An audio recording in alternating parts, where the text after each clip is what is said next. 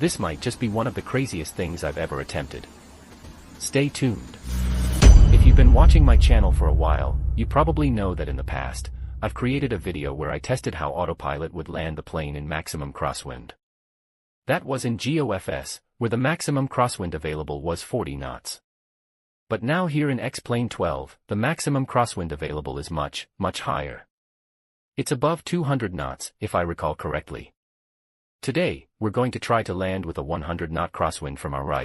Just a brief explanation, crosswind makes landings more difficult because it can blow the aircraft out of its course with the runway, so the pilot has to find some way to keep the runway track.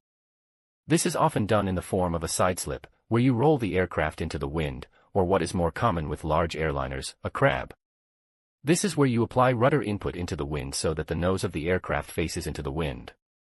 This way, some of the aircraft's forward motion is converted into sideways motion to keep the aircraft on the runway track. Or in this case, with an absurd 100-knot crosswind, it will be most of our forward motion. Now this part when we're in the clouds is kinda boring, so I'm just going to skip forward to when we're closer to the ground.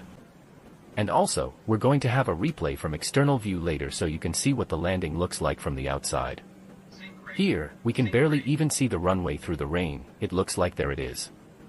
You might notice that I'm constantly drifting up and down of the glide slope, left and right of the localizer, and triggering bank angle and sink rate warnings. These are all because of the unpredictable nature of the current conditions. We have a 100-knot crosswind along with wind shear, as well as the severe turbulence.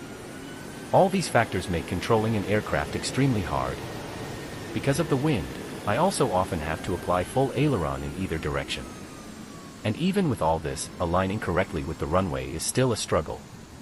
You can see here that I'm moving towards the runway very slowly, as most of our thrust is working to counteract the wind blowing us off course. You can also see that I have to crab so hard into the wind that I can't even see the runway, and I have to rely entirely on my localizer indication.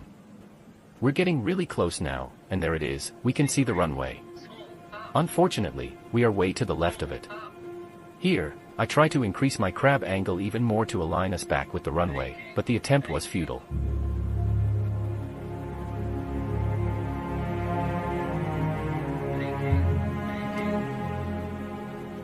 With the wind shear stalling the aircraft suddenly, the plane stalled and slammed into the grass.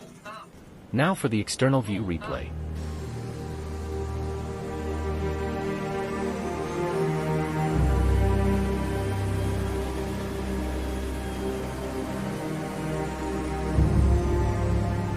You can already see how hard I was crabbing here, and honestly, I should have been crabbing more.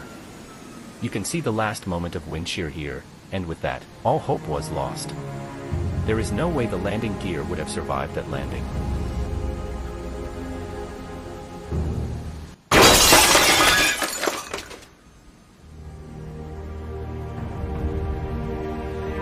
Enjoy the chaos. We get a few wing and tail strikes, and then start spinning around. And then me being the idiot I am forgot to disengage the autothrottle, meaning the autothrottle gave full power.